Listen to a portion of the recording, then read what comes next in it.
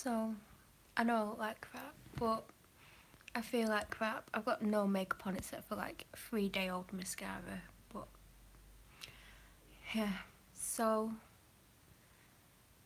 I'm gonna just do a video about what's going on and how I feel and everything else, because my health is so bad that I could die at any time, and I know that's probably going to sound really dramatic, but I've just had a lecture at hospital because I'm refusing treatment, and there's a lot of reasons why, and out of respect for some people I'm not going to name people. I may say things where it may allude to that person if they ever watch this, that it's them or not. I don't know what I'm gonna say. This is like a live video, it will stay on my channel, and I'm just gonna say how things are at the moment. So I've been ill for a very long time, and I chose not to have an operation to basically fix me, because the operation at that point would have fixed the situation and I could have had a healthy life. Basically, that's what it was. And for numerous reasons, and the reasons still stand now why I'm refusing the treatment, I said I'm not having the operation, and I'll accept the antibiotics, I'll accept the pain relief and all the other tablets and IV, everything that they want to give me.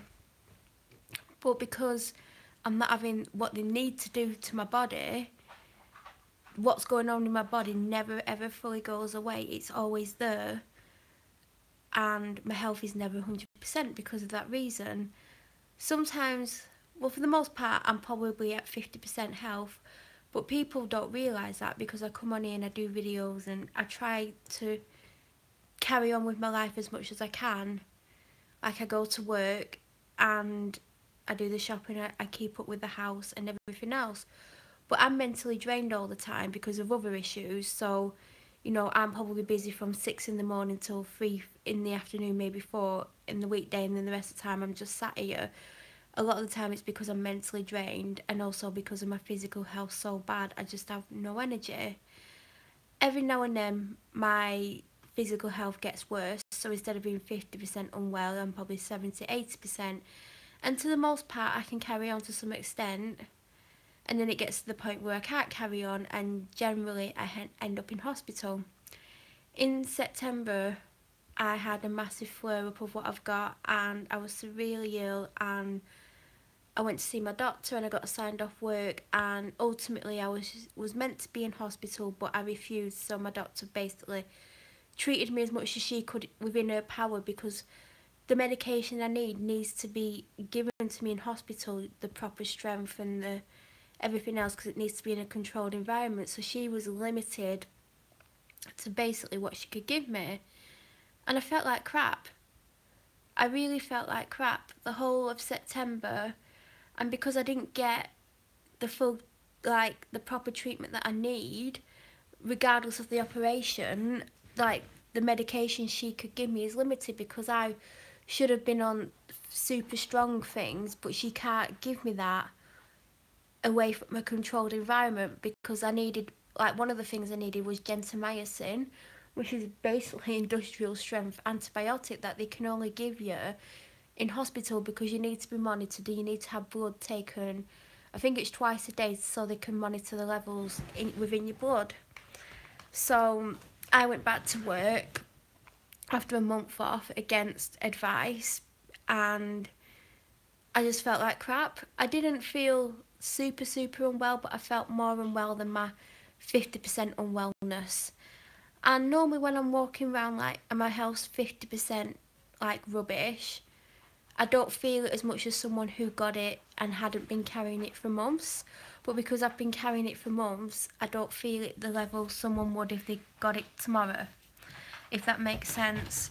So all of October and November I was really ill, and then in December I got worse, and then I basically ended up with tonsillitis the week before Christmas week, and I went to the doctors on the Monday because I already had an appointment. I was lucky I had this appointment, and she put me on antibiotics, and I got worse, but I carried on, and I was rushing around all over the place trying to please everyone. Like always, I'm trying to like do everything everyone wants of me, and I was barely sleeping, and I thought I'll be really ill for 3 days and then I'll start to get better, because generally if I have any kind of virus or flu bug or anything, it takes 3 days to get to its worst, and then the next 3 days I slowly get better, and then day 7 more and more. So when I got up on the third day, the Wednesday, it was like super busy day at work, and I was like, felt like crap, and I was like taking day nurse capsules and everything I could get my hands on just to get through the day. And I was so exhausted, and I knew when I left that day I was literally going to come home and just sit here, because I was just so physically exhausted and felt so crap. I knew I couldn't do anything. And Thursday was meant to be my last day of work before Christmas, because I'd worked it so it would be that. And I was meant to go back in the following Wednesday. So Thursday morning I just couldn't get up. My alarm went off, and the light like from the bathroom window was just blinding me, and I was like, I don't think I can go. And it was going to be quite an easy day for me, and I'd worked hard to the point where I could have an easy day before Christmas, and I work harder than anyone else in the office, and I thought I finally get to have a bit of relaxation at work, and I just couldn't go. I was so ill, like I couldn't even talk properly. I just felt like crap. So I had to like phone in sick, which I didn't want to do. And another reason was, even if I was physically able to get there, it wouldn't have been fair, because it was a party for the people that use our service, and a lot of them are end of life and very old or got serious illnesses, and I could have potentially passed on what I had to them. So for that reason as well, I couldn't go. So I got an emergency appointment with a doctor who just upped the dose of antibiotics. Instead of thinking she's getting worse, instead of staying the same, because normally if it's not working properly you'd stay the same so the higher dose would work, he just gave me a higher dose, and he was like, if you don't improve by Sunday, ring 111, because there's obviously an underlying condition. So I just walked out thinking, this ain't gonna work, because I'm getting worse rather than staying the same. I'm getting worse. Stronger antibiotics are not going to do a thing for me. So I thought I'll just take them, and there's nothing else I can do. And I got worse and worse and worse. And then the Saturday I had to go shopping with my dad, which I didn't want to do, but I did it because it needed doing. And then the Sunday I got up, I thought, something's going to give here. I can't do it anymore. I'm too ill. I feel worse than I did a week ago. I'm on super strong antibiotics. I'm not getting better. By this point, I'd been constipated for 8 days, and it got to the point where I was no longer able to wee.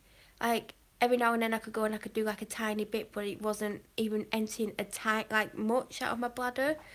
So that, coupled with my tonsillitis and then my other illness that I'm carrying, the one that's killing me, flared up big time.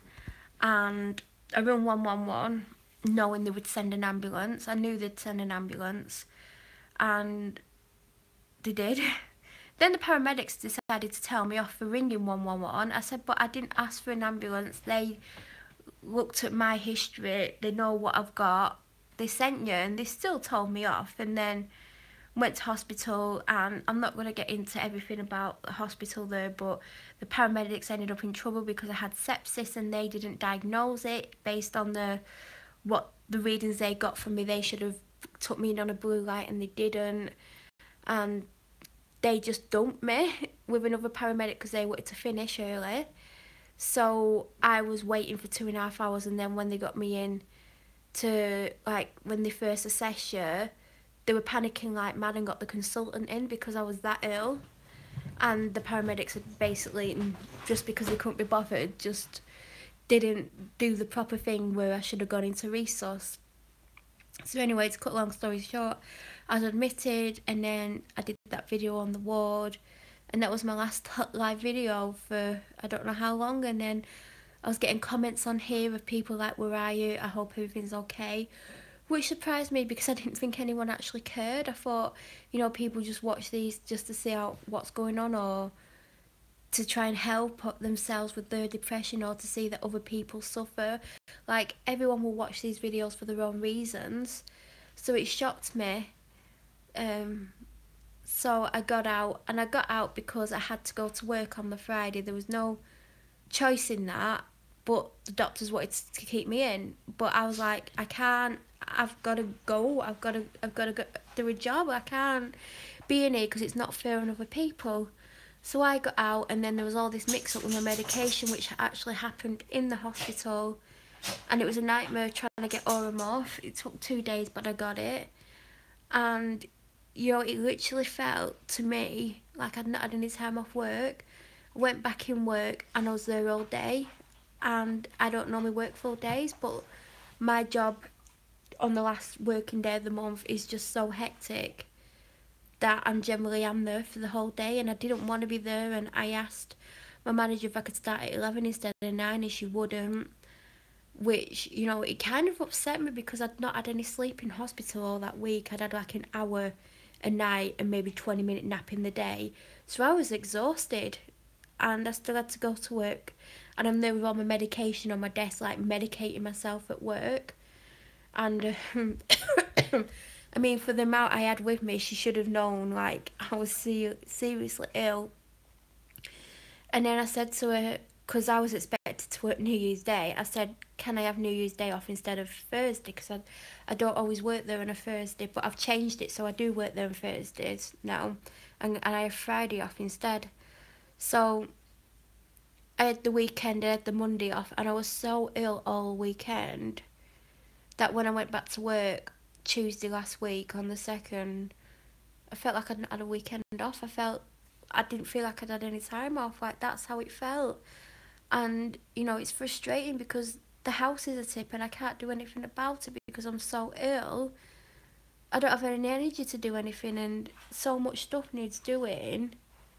Yet I have no energy. I have nothing to give to tidy the house. I've got like a pile of washing on the table there that needs ironing. I have Christmas stuff on the table that's been there since leading up to Christmas. Like, I just have no energy at all.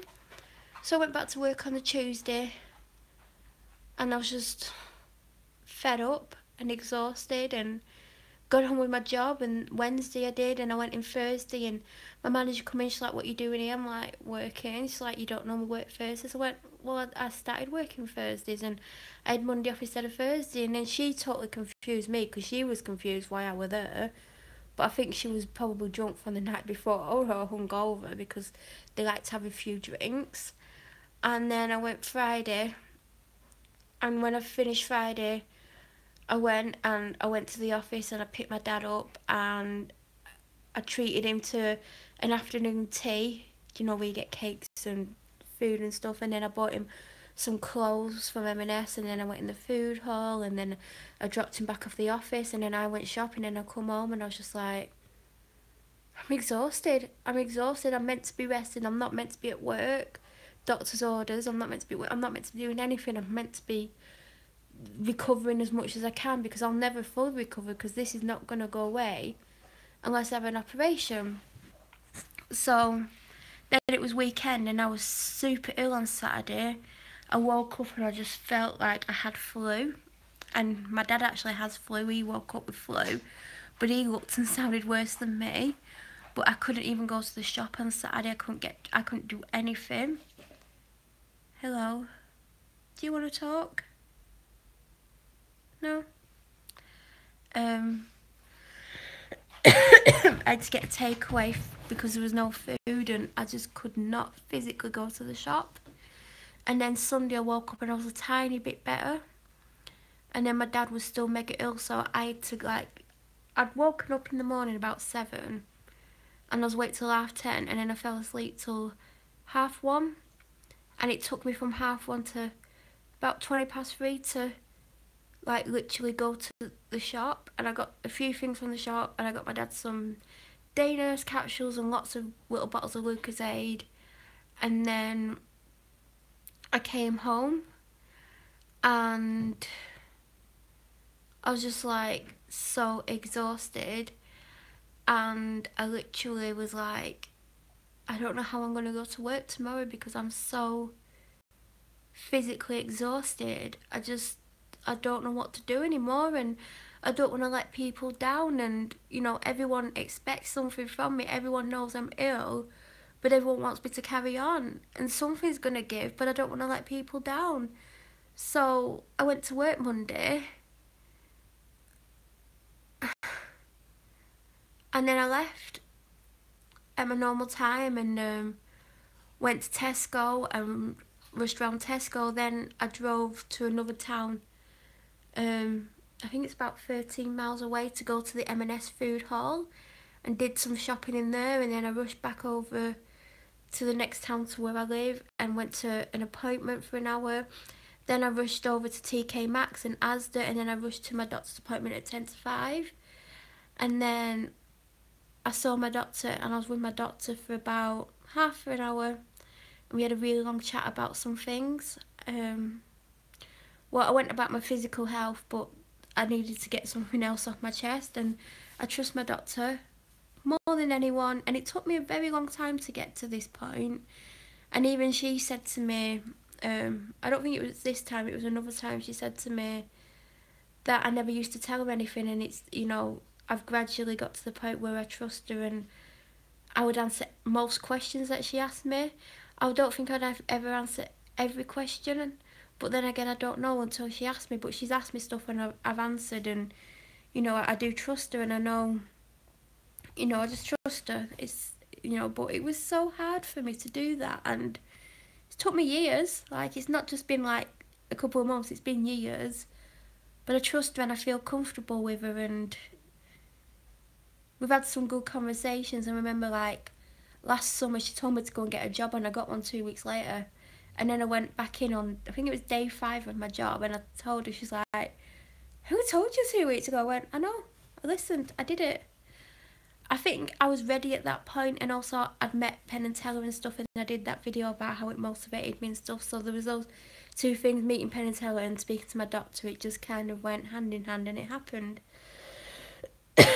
So I saw my doctor Monday, and we had this really long conversation about something that I'm not going to get into on here because it's very, very personal, and, you know, it just helped me a little bit.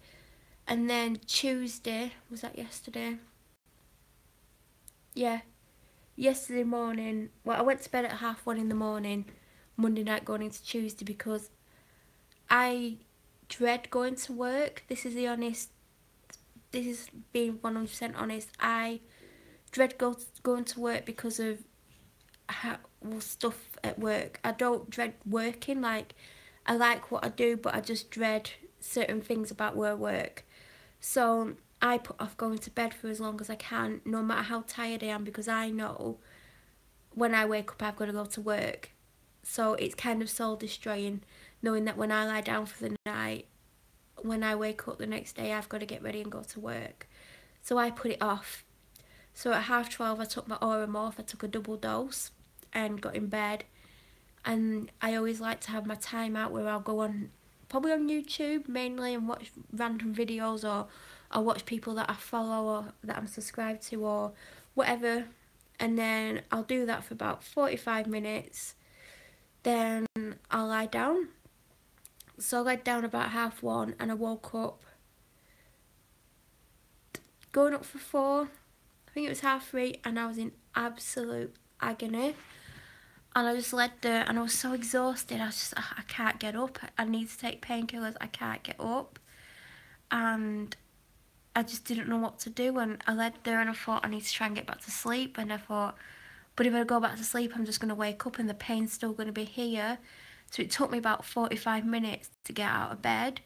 And I came downstairs and I took painkillers and I had a drink. And I went upstairs, and I think I probably came on YouTube to try and distract myself while the painkillers kicked in. Painkillers didn't kick in. Nothing happened. The pain got worse. And I thought, I'm going to end up in hospital. So I started to pack a hospital bag to make sure I had some, like, pyjamas and toiletries and a set of clothes to come home in and things like that. I didn't, like, pack a massive bag, but I packed enough for about 3 days.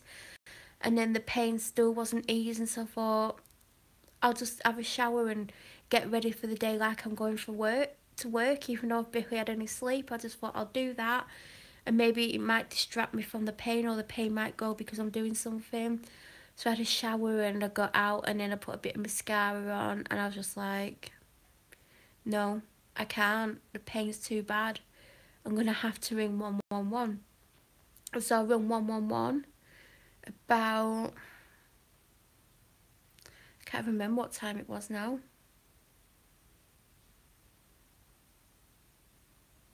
6:20? I don't know. I think I've said in a video, I don't know if it was a live video or I've pre-recorded it, I don't know. And then they said they were going to pass it over to the ambulance service and they'll be with me soon. They said if the pain gets any worse or anything changes, you need to ring 999. So I thought, well, they'll be here soon, because normally when they send an ambulance, the maximum they've took is 20 minutes and the quickest was less than a minute, which surprised me. It was the time I got rushed in on a blue light. So after about 40 minutes, the pain had got worse, and I'm like, why is the ambulance not here? I need help. My breathing was like getting worse, and eventually I gave up and rung 999. And I would never in a million years ring 999. I've only ever once rung 999 for a medical emergency, and that was about 2.5 years ago, and I couldn't breathe, and that's why I rung them. I ended up in hospital for 8 days when that happened, and that's how ill I was then. So I rung 999 and I told them, like, 111 said to ring and all that, and they got the job up and said, yeah, an ambulance has been booked for you, but we're going to send one quicker. And I think it took 11 minutes to come. Or was it 6? I think it was 6 minutes or 7. And they turned up, and I was quickly put in the back of the ambulance, because normally they spend ages talking to you in the house and stuff, but they quickly put me on and they hooked me up to the ECG, and I was on gas and air. And the gas and air did not even ease the pain a little bit, but it makes you don't care basically when you're on gas and air. But gas and air makes me feel sick, so I knew at some point I would have to stop with the gas and air. So they did the ECG and everything, and then I got took to hospital, and they took me on a red, which means like it's almost the most urgent. It's the like second down. So they take you on the quickest route down the motorway, but they don't put the blue lights on. So they took me, and basically I was seen quite quickly, and then they said it's a 7-hour wait for the doctor. And I'm sat there like with 10 out of 10 pain, like the worst pain ever. And I said, can I have some pain relief? And she said, yeah. And then she went and dumped me in this room, and I did a live video from the room that I was in yesterday. And I was sat there 40 minutes, 45 minutes, and she didn't come back with pain relief. And then I managed to ask someone else, and they went, oh yeah, we'll go and we'll get her, and we'll get her to give you some pain relief. I went, I need some, I can't cope with this pain. And then I waited and waited, and then I was like, right, I'm going home. And I literally walked out the hospital with the cannula still attached, and I had my hospital wristband on. And then I told my dad, and my dad came rushing up for me, and he brought me home, and he'd rung my doctor, and not the one that I normally see, but another one that's there. And he said that I had to go and see him at 12 o'clock. Was it 12 o'clock? I think it was 12 o'clock. So I was at home, and I was like doubled over in pain, and it was like the worst pain I've ever had in my life, and I didn't know what to do with myself, and it was stressing me out, and when you get stressed out the pain's worse. So I was like, I don't know what to do with myself. And I took some pain relief, and then I sat on my bed, but sitting hurt, and every position that I tried to get in hurt, and I was on all fours at one point, and then I was stood up, and then I just could not get comfortable, and it was super, super painful, and I just did not know what to do with myself. After about 40 minutes, the pain relief started to kick in, and I fell asleep for 10 minutes, and I knew I was going to fall asleep because I'd been up all night, so I'd set an alarm on my phone, because obviously I had a doctor's appointment to go to.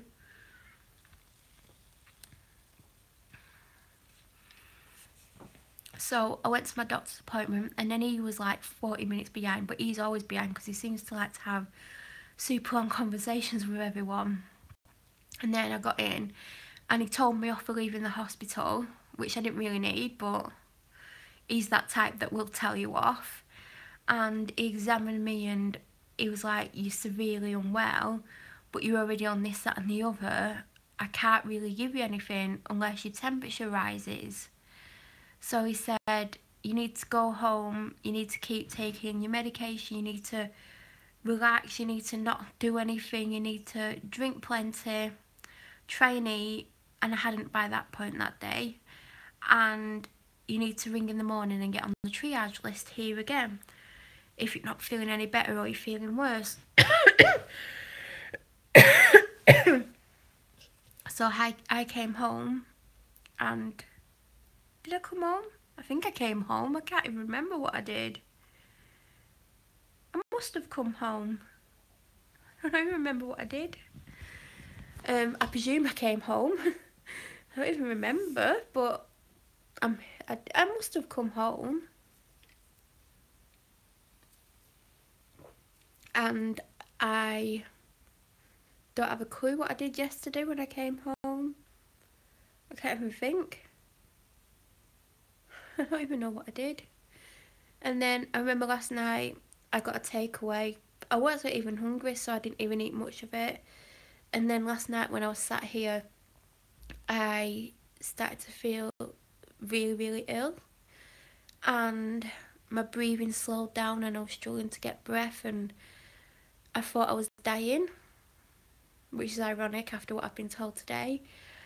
And I filmed 2 videos whilst I was sat here for a person that I was stopped from talking to last year, and they were stopped from talking to me, and there's things I need to say to them. So I filmed 2 videos, and I just felt more and more unwell, so I went up to bed. I took pain relief, went up to bed with a large bottle of water, and I got in bed, and then I filmed a 3rd video for this person, and I wanted to say so much more than what I said, but I just couldn't keep my eyes open anymore. So I finished filming, and I fell asleep, and I woke up about every half an hour, and I was super nauseous, and I thought I was going to be sick everywhere. But I'm one of those people that is really ever sick. Like, I struggle with it because I have a really strong gag reflex or whatever it's called. So when I am physically sick, it's pretty horrific because of my body, like, doesn't want me to do it. I know that sounds weird, but it's like a struggle. So I was like scared all night that I was going to be sick, and my head was pounding, and like every time I woke up I couldn't stay awake more than 2-3 minutes because I was just so tired I couldn't get my eyes open.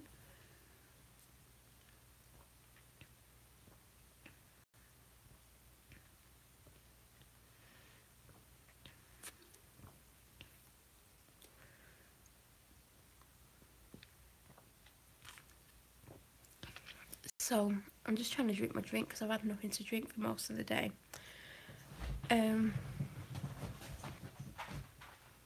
So yeah, I kept waking up, and I was drinking a lot every time I woke up, but I couldn't stay awake longer than like 3-4 minutes. Like, it got to the point where I managed to stay awake for 5 minutes, and that was only because I had to come down in the night to get more pain relief. So I took that, and I came back upstairs, and I just could not keep my eyes open, and I was on and off the toilet all night, and because I was drinking a lot, and the window was wide open, and I was pouring in sweat, and it was horrible. And then I woke up this morning, and I was trying to ring the doctors, but I kept falling asleep. So I had to get my dad to do it, and I had to tell him my symptoms because I just kept falling to sleep. I went, when they ring me back, I'm just going to probably fall asleep on the phone. So he let me go back to sleep, and he rung, and he spoke to the doctor that I saw yesterday, who then booked me in with my normal doctor because she had an appointment spare. So I went to see her this morning, and she's like, "You're going to have to go to hospital." And I went, "I'm not sitting there waiting for a doctor for 7 hours." She's like, "No, I'm going to get you straight on to the surgical triage unit." And I said, "Well, I'm not having the operation." She went, "Well, well, you don't need to have the operation. They can just give you IV antibiotics and put you on a drip. And she said they'll do that as soon as you get up there, and you know, you can get some treatment quicker than what we could give it to you. So I agreed, and off I went up to the hospital.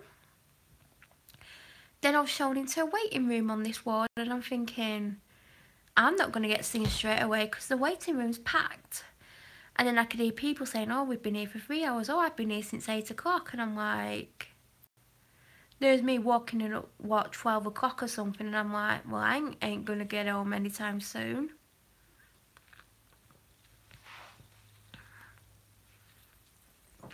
So, after about an hour and a half, a healthcare assistant come and got me. And I was shown into this room, and I had blood taken, I had my blood pressure taken, I had my pulse done, my temperature done, then I had to do a water sample. Luckily, I had a drink just before I went there, so I was able to do that for them. Then they said they're going to pass it on to the doctor.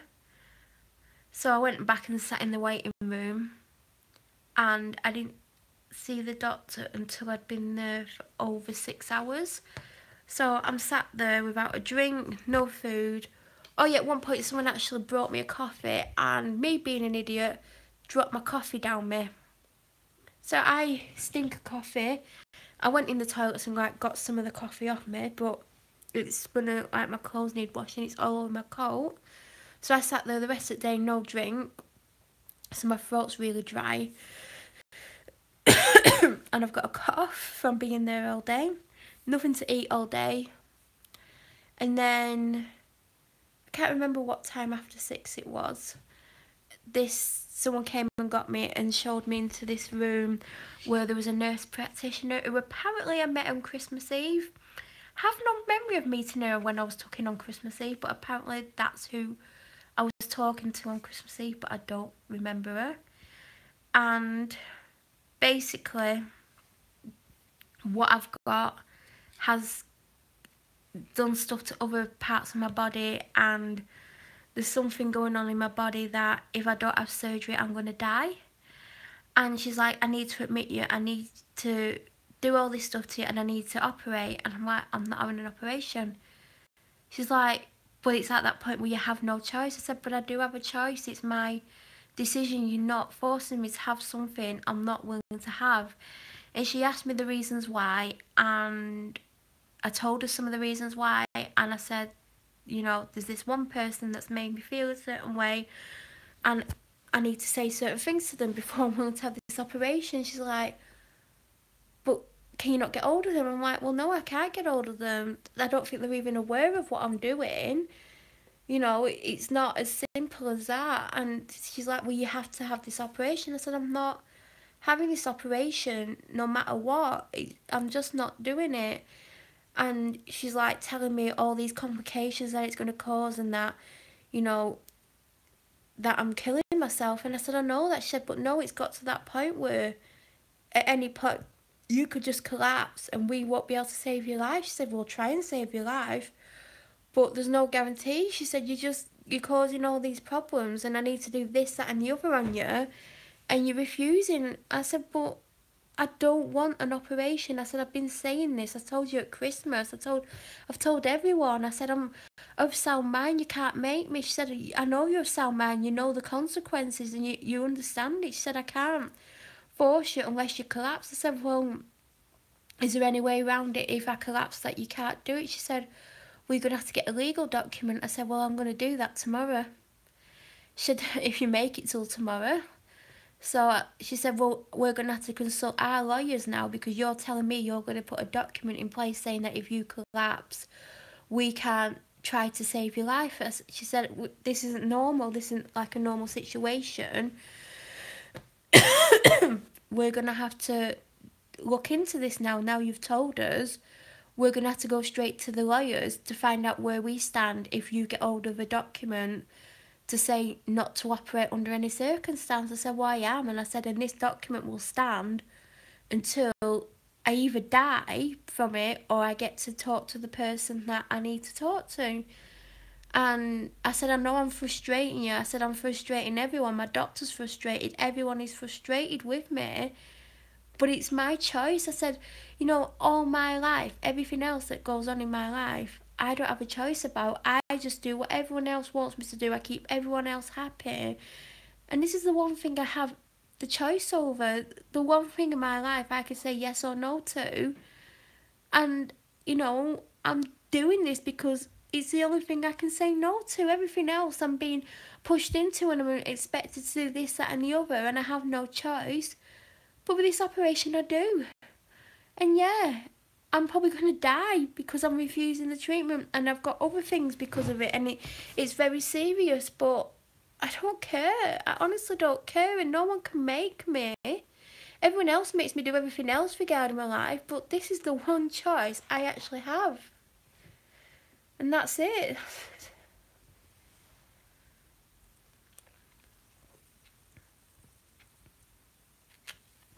And no one can understand why I'm doing it.